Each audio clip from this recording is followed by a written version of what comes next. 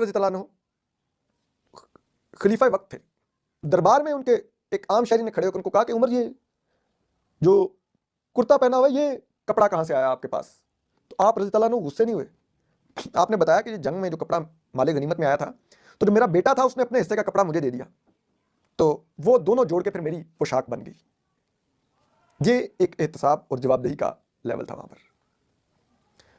इसी तरह से हज़रत अली रज़ी अल्लाह अन्हु अगेन वो हज़रत सल्लल्लाहु अलैहि वसल्लम हमारे पैगंबर के दामाद थे।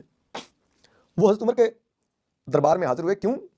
कि एक यहूदी ने इल्ज़ाम लगाया कि हज़रत अली रज़ी अल्लाह अन्हु के पास जो ज़िरा है, यानी कि वो जो जंग के लिए जो फौजी लिबास था उस दौर का, या मेरे ख्याल में घोड़े का वो जो कुछ सामान था, वो उस यहूदी ने, जो कि मुसलमान भी नहीं था, उसने हज़रत उमर रज़ी अल्लाह अन्हु के सामने इल्ज़ाम लगाया कि ये अली ने मेरा चुराया हुआ है, ये मेरा है असल में।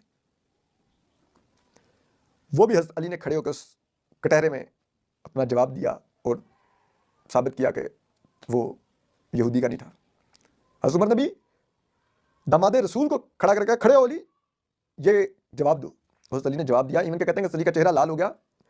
तो हज़रत उमर रज़ी अल्लाह अन्हु ने बाद में हज़रत अली को कहा कि मुझे अफसोस हुआ, मैंने आपसे इस लहजे में बात की और मैंने देखा कि आपका चेहरा मुबारक जो था वो लाल हुआ, तो आपको बुरा महसूस होगा। तो अली ने कहा मुझे बिल्कुल बुरा नहीं महसूस हुआ, मैं इस परेशानी से लाल हुआ कि कहीं आप उसको यहूदी देखकर और मुझे रसूल सल्लल्लाहु अलैहि वसल्लम का दामाद देखकर कहीं आप इंसाफ ना कर पाए।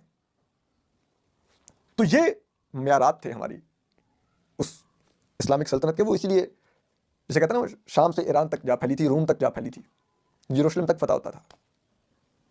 लेकिन हम अब के दौर में, इसलिए भी बातें वैसे मज़हब को नहीं बीच में लाता होता, लेकिन क्योंकि army chief field marshal Asim Munir साहब हाफिज़ कुरान है और वो अमूमन महफिलों में कुरानी आयात पढ़ते भी हैं, उनका तर्जमा भी पढ़ते हैं, तो उनके तो दिल में कुरान है। तो वो इन चीज़ों को कैसे देखते हैं? क्या वो चाहते हैं कि उतना उमर, और ये बात सिर्फ उन तक नहीं रहेगी, वो फिर एक ऐसी ओहदे को छोड़ के जाएंगे जो उनके आने वाले, बाद में आने वाले चीफ भी अनचेक रहेंगे और फिर वो कुछ करेंगे जो हो सकता है ये ना करें, लेकिन वो हो सकता है बहुत उसका गलत इस्तेमाल करें, इस ताहयात इस्तिस्ना का, और वो उस इस्तिस्ना का इस्तेमाल करते हुए पता नहीं मुल्क में क्या से क्या कर दें। तो क्या वही चाहेंगे?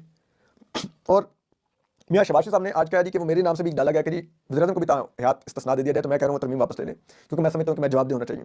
तो अगर ये वज़ीर-ए-आज़म शबाशी साहब समझते हैं कि वो क्योंकि आवाम के वोटों से मुंतखब होते हैं इसलिए आवाम को जवाब दे हैं, तो एक ऐसा ओहदा जो आवाम के वोट लेके नहीं आया लेकिन आवाम के टैक्स से चलता है, इस 25 करोड़ के गरीब आवाम के टैक्स से चलता है आर्मी चीफ का ओहदा, क्या उस ओहदे को टैक्स पेयर को जवाब दे और अकाउंटेबल नहीं होना चाहिए, जैसे कि टैक्स पेयर खुद अकाउंटेबल होता है?